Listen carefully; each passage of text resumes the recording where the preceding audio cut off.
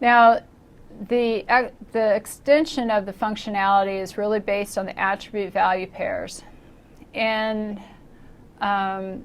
it's not just the diameter protocol that uses these attribute value pairs. If you think about how a protocol works, a protocol is used for standardized communication between like two systems, any protocol. And you could think of it like a piece of paper with lines drawn, so you have some boxes. So let's say I have a piece of paper with 12 boxes. Now in those boxes, I've defined what type of values can go in these boxes. So in box 1, I can have, maybe a 1 or a 0. Box 2, I need to have a certain type of flag.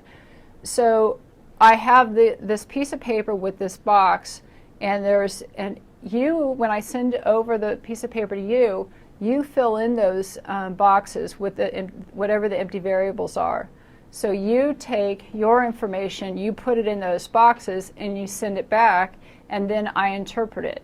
That's how all protocols work. They basically have a structure that says, this is the type of information I need. It goes over to the other computer.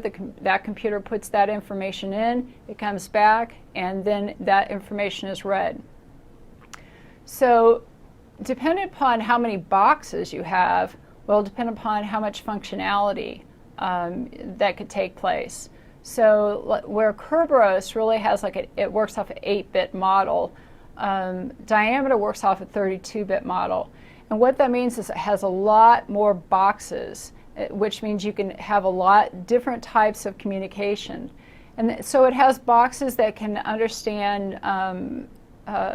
EAP, digital certificates, Kerberos, where the Radius protocol didn't have all those boxes. It only had boxes for PAP and CHAP and EAP. Diameter has basically boxes to understand voice over IP and mobile IP, where Radius didn't have that in its protocol.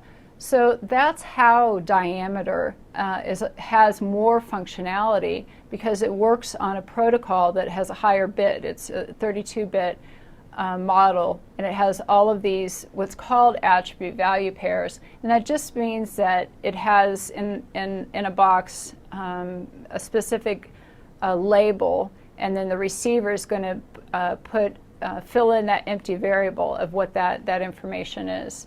Now, I don't know that the CISSP exam is not going to get that deep into what exactly an attribute value pair is, but you could see that term and you wouldn't know what it actually meant.